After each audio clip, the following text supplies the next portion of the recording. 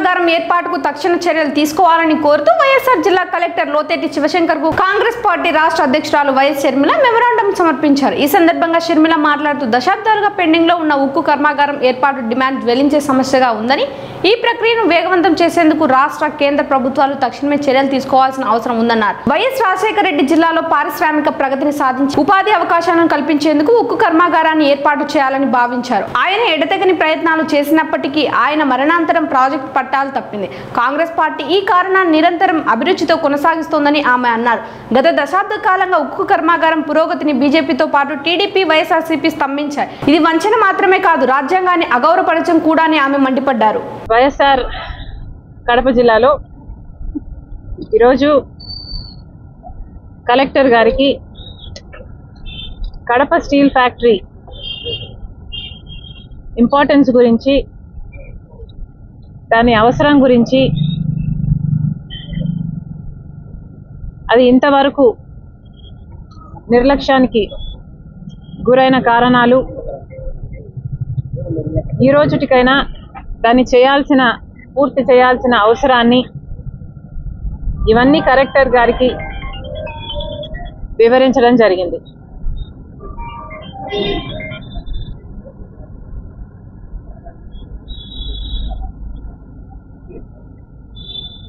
నిజానికి Kadapa steel factory Rajasekhara Reddy గారి ఆశయం, రాజశేఖర రెడ్డి గారి సంకల్పం. కడప స్టీల్ ఫ్యాక్టరీ రాజశేఖర రెడ్డి గారు ముఖ్యమంత్రిగా ఉన్నప్పుడే, ఇది ఎడారి ప్రాంతం కాబట్టి, ఇక్కడ నీళ్లు తక్కువ కాబట్టి పరిశ్రమలైనా ఇక్కడ రావాలి అని జమ్మలమడుగులో రాళ్ళు రప్పలు ఉన్న చోట అభివృద్ధి జరగాలి అంటే ఒక పెద్ద పరిశ్రమ రావాలి అన్న ఉద్దేశంతో రాజశేఖర రెడ్డి గారు కడప స్టీల్ ఫ్యాక్టరీని సంకల్పించారు. అసలు రాజశేఖర రెడ్డి గారు ముఖ్యమంత్రిగా ఉన్నప్పుడు Kadapa steel factory Vizag steel ఫ్యాక్టరీకి ఏమాత్రం తీసిపోకూడదు అన్న లెవెల్లో రాజశేఖర రెడ్డి గారు ఒక విజనరీలా చాలా పెద్ద ఆలోచన చేసి, గొప్ప ఆలోచన చేసి కడప స్టీల్ ఫ్యాక్టరీని 20,000 కోట్ల రూపాయలతో 20 మిలియన్ టన్ల ప్రొడక్షన్ కెపాసిటీతో 10,000 ఎకరాలలో స్థాపించాలని రాజశేఖర రెడ్డి గారు సంకల్పించారు. రాజశేఖర రెడ్డి గారు బ్రతికే ఉంటే ఇది సాకారం అయ్యేది. 25,000 మందికి డైరెక్ట్ జాబ్స్, 1,00,000కు పైగా మందికి ఇండైరెక్ట్ జాబ్స్ కూడా ఈ ప్రాజెక్టు వల్ల సాధ్యమయ్యాయి. అంత గొప్ప ప్రాజెక్టు, అంత గొప్ప ఆలోచన చేశారు రాజశేఖర రెడ్డి గారు.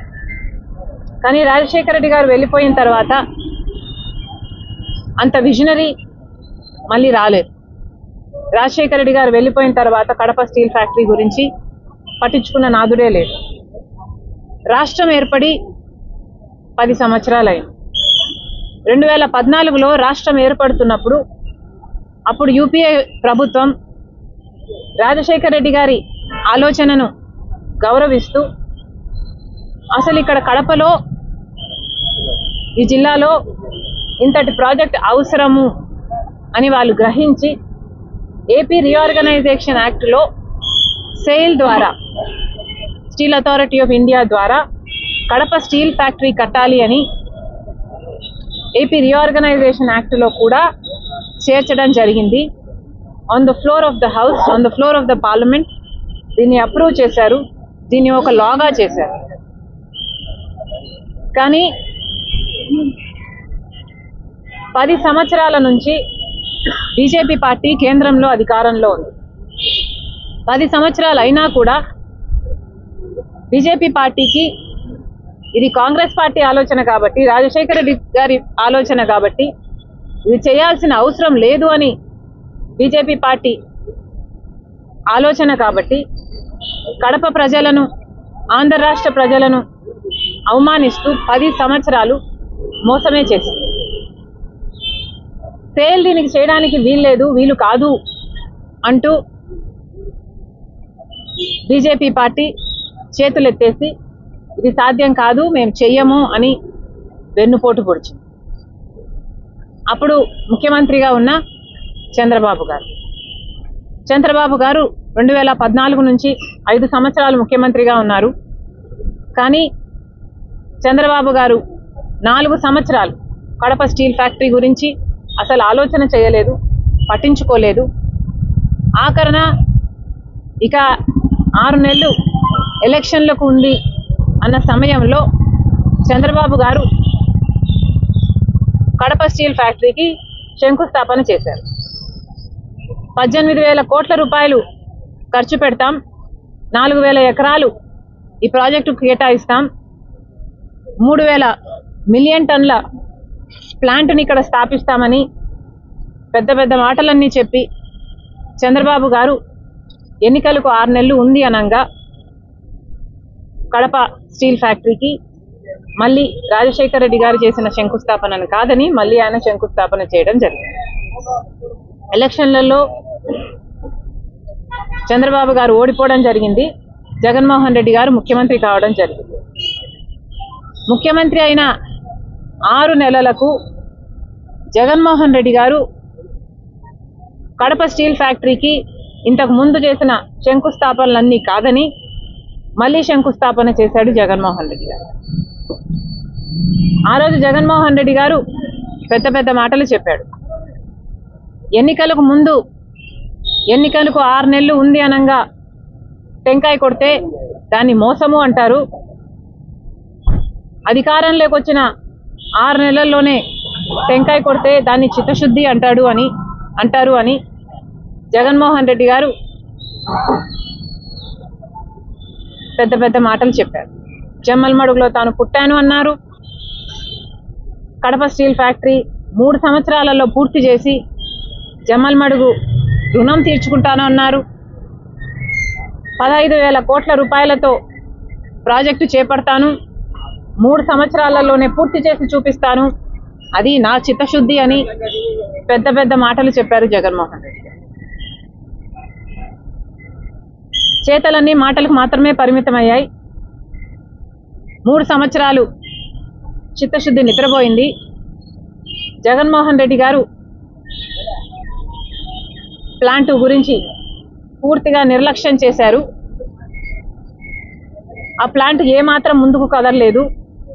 3 సంవత్సరాల తర్వాత జగన్మోహన్ రెడ్డి గారు మళ్ళీ శంకుస్థాపన చేస్తూ తాను ఇంతకు ముందు ఇచ్చిన కంపెనీ దివాలా తీసిందని Liberty steel and SR consortium కలిసి చేయాల్సిన ప్రాజెక్టు 15,000 కోట్లతో ఆ కంపెనీలు దివాలా తీసింది అని చెప్పి మళ్ళీ శంకుస్థాపన చేస్తున్నామని జగన్మోహన్ రెడ్డి గారు చెప్పారు.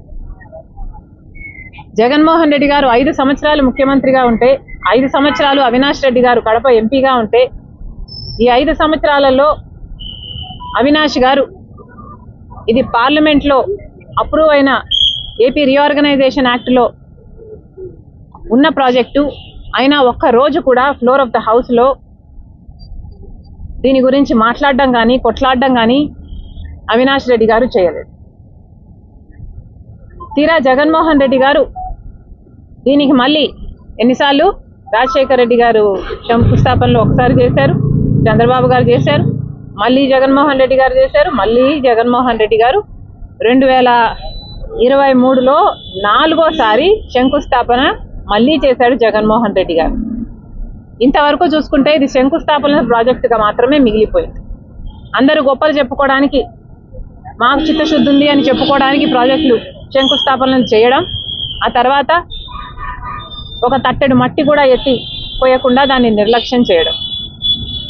2023లో 4వసారి దీనికి శంకుస్థాపన చేస్తూ జగన్మోహన్ రెడ్డి గారే 2వసారి దీనికి శంకుస్థాపన చేస్తూ వ్యాపారాల గురించి నేర్చుకోవాలి అనుకున్నారు. మా సంబంధం ఈనాటిది కాదు అని చాలా గొప్పగా వాళ్ళ సంబంధం గురించి చెప్పుకొచ్చారు. చూసే వాళ్ళందరూ ఓహో స్టీల్ ప్లాంట్ కడుతున్నవాడు జగన్మోహన్ రెడ్డి గారికి అంత సన్నిహితుడు కాబట్టి స్టీల్ ప్లాంట్ ఇక ఏ ఆటంకాలు లేకుండా రాజశేఖర రెడ్డి గారి కళ నెరవేరబోతుంది, స్టీల్ ప్లాంట్ కట్టేస్తారు అన్న లెవెల్లో బిల్డప్ ఇచ్చారు. ఆ తర్వాత జిందాల్ గారు, సజ్జన్ జిందాల్ గారు జగన్మోహన్ రెడ్డి గారికి తరచూ కలవడం, రావడం, తాడేపల్లి ఆయన ఇంటికి వెళ్ళడం, ఇవన్నీ చూస్తుంటే నిజంగానే జగన్మోహన్ రెడ్డి గారికి, జిందాల్ గారికి చిత్తశుద్ధి ఉంది స్టీల్ ప్లాంట్ పట్ల. ఇక వేగంగా స్టీల్ ప్లాంట్ కట్టేస్తారు, పూర్తయిపోతుంది అని అందరం అనుకున్నాం. కానీ అసలు విషయం జిందాల్ గారు, జగన్ గారు ఇద్దరూ కలిసి కాదంబరి అనే ఒక మహిళని ఎలా కట్టడి చేయాలి అని స్కీములు వేసుకున్నారు అని ఇప్పుడు అర్థమవుతుంది. మామూలు స్కీములు కాదు, ప్లాన్లు కాదు, మాస్టర్ ప్లాన్లు. ఒక ఆడదాన్ని ఒక్కదాన్ని చేసి స్కీములు వేసి మాస్టర్ ప్లాన్లు వేసి ఆమెను తొక్కడానికి చూశారు.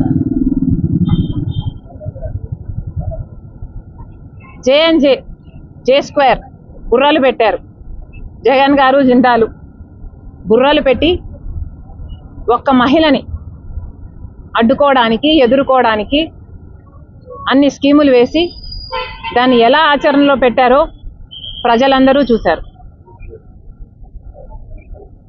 మీకున్న బుర్రలు, మీకున్న మెదడు, మీ స్కీమ్లు అన్ని కడప స్టీల్ ఫ్యాక్టరీ కోసం పెట్టునుంటే కనీసం కడప స్టీల్ ఫ్యాక్టరీ పూర్తయిపోవు నీ పాటు. కానీ మీకు చిత్తశుద్ధి లేదు కాబట్టి, కడప స్టీల్ ఫ్యాక్టరీ కట్టాలి అనే చిత్తశుద్ధి జగన్ గారికి కానీ, జిందాల్ గారికి కానీ లేదు కాబట్టి ఇంతవరకు ఒక్క తట్టెడు మట్టి కూడా తీసి అటు పెట్టింది లేదు. జిందాల్ గారు, సజ్జన్ జిందాల్ గారికి, జగన్మోహన్ రెడ్డి గారికి ఉన్న సంబంధం గురించి ఆయనే గొప్పగా చెప్పుకున్నారు. అది నిజం కాబట్టే జగన్మోహన్ రెడ్డి గారు జిందాల్ గారికి ఒక కడప స్టీల్ ఫ్యాక్టరీలోని 3500 ఎకరాలు ఇవ్వడమే కాకుండా రాష్ట్రంలో వివిధ ప్రాంతాల్లో ఉన్న మైన్స్ అయితేనేమి, ప్రాజెక్ట్స్ అయితేనేమి ఇవన్నీ కూడా కట్టబెట్టడం జరిగింది. ఎందుకు అని అడుగుతున్నాం. జిందాల్ గారు మన రాష్ట్రానికి ఏం చేశారు కాబట్టి జగన్మోహన్ రెడ్డి గారు ప్రభుత్వ ఆస్తులను కట్టబెట్టారో సమాధానం చెప్పాలి. ఈ డీల్స్ వల్ల జిందాల్ వాళ్ళు జగన్మోహన్ రెడ్డి గారికి ఏమిచ్చారో తెలియదు, కానీ రాష్ట్రానికి మాత్రం ఒరిగింది ఏమీ లేదు. ఈ రోజు వరకు కూడా కడప స్టీల్ ఫ్యాక్టరీకి సంబంధించిన 3500 ఎకరాలు జిందాల్ వాళ్ళ చేతుల్లో ఉంది. కానీ ఇంతవరకు ₹1 ఖర్చు పెట్టింది లేదు. ఆ ప్రాజెక్టు ప్రారంభించింది లేదు. ఈ రోజు వరకు కూడా రాళ్ళు రప్పలే కనిపిస్తాయి. ఒక ఎడారి లాగా ఉంది ఆ ప్రాంతం. మరి వీళ్ళకి చిత్తశుద్ధి ఉంది అని ఎలా చెప్పుకోగలుగుతున్నారు? బీజేపీ పార్టీ 10 సంవత్సరాలుగా అధికారంలో ఉన్న పార్టీ, 10 సంవత్సరాలుగా ప్రత్యేక హోదా గురించి అయితేనేమి, విభజన హక్కుల్లో మన ఏ ఒక్కటైనా నెరవేర్చకుండా వెన్నుపోటు పొడుస్తూనే ఉన్నారు, మోసాలు చేస్తూనే ఉన్నారు. అయినా అదే బీజేపీ పార్టీకి ఒకవైపు చంద్రబాబు గారు, ఇంకోవైపు జగన్మోహన్ రెడ్డి గారు గులాంగిరి చేస్తూనే ఉన్నారు. ఎందుకు అని అడుగుతున్నాం. 25 ఎంపీలను మన రాష్ట్ర ప్రజలు ఎన్నుకుంటే 25 ఎంపీలు పోయిన 5 సంవత్సరాలు, ఈ 5 సంవత్సరాలు అదే బీజేపీ పార్టీకి ఊడిగలు చేస్తున్నారు. పార్లమెంట్లో పెట్టిన ప్రతి బిల్లుకు ఆమోదం చెప్తున్నారు. మరి ఇలాంటప్పుడు మనకు ఏమిచ్చారు అని, మన రాష్ట్రానికి ఏం చేశారు అని ఇంత బానిసలుగా తయారయ్యారో చంద్రబాబు గారు, జగన్మోహన్ రెడ్డి గారు సమాధానాలు చెప్పాలి. కడప స్టీల్ ఫ్యాక్టరీ సాధించుకుంటాం. ఎందుకంటే ఇది రాజశేఖర్ రెడ్డి గారి కళ, ఇది ఆంధ్ర రాష్ట్ర ప్రజల హక్కు. మరొకసారి కేంద్ర ప్రభుత్వానికి, రాష్ట్ర ప్రభుత్వానికి అల్టిమేటం ఇస్తున్నాం. కడప స్టీల్ ఫ్యాక్టరీ పట్ల చేసిన నిర్లక్ష్యం చాలు. ఇప్పుడైనా స్పందించాలి, కార్యాచరణ ప్రకటించాలి. ఈ ప్రాజెక్టు టేక్ ఆఫ్ కావాలి.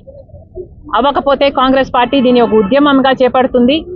ఎందాకైనా పోరాడతామని కడప ప్రజలకు, ఆంధ్ర రాష్ట్ర ప్రజలకు కాంగ్రెస్ పార్టీ మాటిస్తుంది. ఇంజనీరింగ్ కళాశాలలో బాత్రూమ్ లో సీసీ కెమెరాలో స్టూడెంట్స్ ఆందోళన చేస్తున్నారు. దీంతో కాంగ్రెస్ పార్టీ స్టాండ్ ఏ విధంగా? అమ్మా, మేము ఎంక్వైరీ చేస్తే ఇది ఒక ఫేక్ న్యూస్ మాత్రమే అని, కెమెరాలు లేవు అని మాకు అర్థమైన విషయం. నిజంగానే కెమెరాలు లేవా, ఇది ఫేక్ న్యూసా అని మేము మల్టిపుల్ సోర్సెస్ నుంచి తెలుసుకోవడం జరిగింది. ఫేక్ న్యూసే కాబోలు అని మేము ఎందుకు అనుకుంటున్నాము అంటే, ఎందుకంటే 300 వీడియోలు పైగా రికార్డ్ అయ్యాయని చెప్పారు, కానీ ఒక్కటి కూడా బయటికి రాలేదు. ఒక అమ్మాయి కూడా నాది బయటకు వచ్చింది అని ఇంతవరకు చెప్పింది లేదు. కాబట్టి అంతా కల్పితమని, ఇది అయ్యుండకపోవచ్చు అన్నది మా భావన. పర్సనల్గా ఏ అమ్మాయి అయినా, ఏ మహిళ అయినా ఒక ట్రయల్ రూమ్లోకి వెళ్ళినా, ఒక బాత్రూంలో వెళ్ళినా ఫస్ట్ చూసుకునేది చుట్టుపక్కల ఏమైనా ఉన్నాయా అని. అలాంటిది ఒక కెమెరా ఉంటుందని, దాన్ని ఇంతమంది హాస్టల్లో ఉండి కూడా ఒక్కరు కూడా దాన్ని నోటీస్ చేస్తుండరు అని నేను అనుకోను. ఒకవేళ షవర్ లోపల ఇండివిజువల్గా పెట్టినా షవర్లో నీళ్లు పడినప్పుడు అది బ్లర్ అయిపోతుంది, అది సాధ్యం కాకపోవచ్చు. ఇవన్నీ ఆలోచన చేసి అది ఫేక్ న్యూస్ మాత్రమే అనే నిర్ధారణకు మేము వచ్చాం. ఒకవేళ అది కాదు, నిజమే అని మీలో ఎవరైనా ఎస్టాబ్లిష్ చేయగలిగితే చెప్పండి. Congress party is willing to fight to any lens for the rights of the girls to do justice to them. ఈ సజ్జల బృందాల పైన వచ్చిన ఆరోపణల నేపథ్యంలో జగన్మోహన్ రెడ్డి పైన, సజ్జల రామకృష్ణారెడ్డి పైన, ఇప్పుడు ఐపీఎస్ అధికారుల పైన కూడా పాత్ర ఉందని వాంగ్మూలం ఇస్తున్నారు. ఇప్పుడు మీరు కాంగ్రెస్ పార్టీ ప్రెసిడెంట్ గా ఒక మహిళగా ఏం చెప్తున్నారు? ఒక్క మహిళ, కాదాంబరి అన్న ఆవిడ ఒక మహిళ. నాకు తెలిసి, నేను కనుక్కుంటే నాకు తెలిసిన విషయం, ఆవిడ ఒక డాక్టర్ అని, ఇంటర్నేషనల్ ఇన్స్టిట్యూట్స్కి రీసెర్చ్ పేపర్స్ కూడా రాసింది అని, ఒక అకంప్లిష్డ్ ఉమెన్ అని, ఆమె యాక్టింగ్ ఫీల్డ్లోకి వచ్చి ఒక యాక్ట్రెస్ అవుదాం అనుకున్నారని నాకు అర్థమైన విషయం. అలాంటి ఆవిడ నన్ను ఎక్స్ప్లాయిట్ చేశారు అని ఒక కేసు పెట్టబోతే, అది పెద్ద మనిషి, సమాజంలో ఆర్థికంగా బాగా గట్టిగా స్ట్రాంగ్గా ఉన్నవాడు కాబట్టి తొక్కాలని చూశాడు అని నాకు అర్థమైంది. కానీ ఒకటి ఆలోచన చేయండి, నిజంగానే కాదంబరి అనే ఆవిడ రిసీవ్ చేయాలనుకుంటే, నిజంగానే మోసం చేస్తునింది ఆయనను అనుకుంటే, అన్ని డబ్బులున్నవాడు ఒక 50 కోట్లు 100 కోట్లు ఆవిడకిచ్చి ఆవిడ నోరు మూపించి ఉండగలడు. కానీ ఆవిడ ఏ ప్రెషర్కు లొంగకుండా నాకు న్యాయమే జరగాలి అని నిలబడిన దానికి ఎంత ఘోరంగా ఆవిడ్ని తొక్కాలని చూశారు. వాళ్ళ తల్లిని, తండ్రిని, వాళ్ళు కూడా చిన్నవాళ్ళు కాదు. తండ్రి ఏమో నేవీ ఆఫీసర్ అట, తల్లేమో రిజర్వ్ బ్యాంక్లో మంచి పొజిషన్లో పనిచేసిన ఆవిడట. అలాంటి వాళ్ళని కూడా జైల్లో పెట్టి, ఈమెను కూడా జైల్లో పెట్టి ఎంత దారుణంగా వీళ్ళ పవర్ను దుర్వినియోగం చేసి, ఐఏఎస్ ఆఫీసర్లతో సైతం 15 మందో 20 మందో ప్లెయిన్లో వెళ్ళి హుటాహుటిన ఆమెను ఇక్కడ తీసుకొచ్చి అరెస్ట్ చేయడం అన్నది, ఇది అన్యాయమే కాదు, ఇది వికెడ్, ఇది క్రూవల్. నన్నే గనక తనొచ్చి సాయం చేయమని కోరమంటే, కొట్లాడమంటే తప్పకుండా కొట్లాడతాం ఆన్ మై పర్సనల్ కెపాసిటీ. ఎందుకంటే తనకు అన్యాయం జరిగింది అని స్పష్టంగా అర్థమవుతుంది. కాబట్టి జగన్మోహన్ రెడ్డి గారు కూడా సమాధానం చెప్పాలి. మీరు అధికారంలో ఉన్నారు, ఐపీఎస్ ఆఫీసర్లు మీ చేతుల్లో ఉన్నారు. మరి అలాంటప్పుడు మీకు తెలియకుండానే మీ ఆఫీసర్లు సజ్జన్ జిందాల్కు సాయం చేయబోయారా? సజ్జన్ జిందాల్కు మీకు ఉన్న సాన్నిహిత్యం, సంబంధం గురించి సజ్జన్ జిందాల్ గారే చెప్తున్నారు. మరి మీ ఫ్రెండ్ను కాపాడడానికి మీరు ఇంతగా దిగజారిపోతారు అని నేనైతే ఊహించలేదు. అసెంబ్లీలో నిలబడి జగన్మోహన్ రెడ్డి గారు చెప్పిన మాట, నాకు 2 కూతుర్లు ఉన్నారు, వాళ్ళకు అన్యాయం జరిగితే ఎలా ఉంటుందో నాకు తెలుసు అని చెప్పిన వాడు, పక్కన ఇంకొక ఆడబిడ్డకు అన్యాయం జరుగుతుంటే, తన హక్కుల కోసం కొట్లాడుతుంటే తప్పుడు కేసు పెట్టించి, ఒక ఫోర్జరీ కేసు కోసం ఆలోచన చేయండి. ఎవరైనా ఒక ఫోర్జరీ కేసు కోసం 15 మంది ఐపీఎస్ ఆఫీసర్లు అంతవరకు వెళ్ళి అరెస్ట్ చేసి తీసుకొస్తారా? దీని మీద ఎంక్వైరీ జరగాలి. జగన్మోహన్ రెడ్డి గారు కూడా సమాధానం చెప్పాలి అన్నది మా గవర్నమెంట్ వాళ్ళు ఫౌండేషన్ వేసుకున్నారు స్టీల్ ప్లాంట్. చంద్రబాబు నాయుడు మైలవరం వేశారు. జగన్ గారు 2 సార్లు 3 సార్లు ప్రాసిక్యూట్ చేశారు. అంటే మీరు కాంగ్రెస్ తరఫున ఎక్కడ ఫౌండేషన్ పూర్తి స్టీల్ ప్లాంట్ పూర్తి చేయాలనుకుంటున్నారు? మీకు దండమయ్య, ఎక్కడైనా ఫౌండేషన్ వేయండి, ప్లాంట్ తీసుకురండి, ఎక్కడో చోట వేయండి. ప్లాంట్ తీసుకొస్తే ఉద్యోగాలు వస్తాయి, ప్లాంట్ తీసుకొస్తే అభివృద్ధి జరుగుతుంది. స్టీల్ ప్లాంట్ కావాలి. టెక్నికల్ గా ఎక్కడ బాగుంటుందో ఆఫీసర్లు చెప్పాలి, ఐఏఎస్ ఆఫీసర్లు లాంటి వాళ్ళు చెప్పాలి ఎక్కడ బాగుంటుంది అని.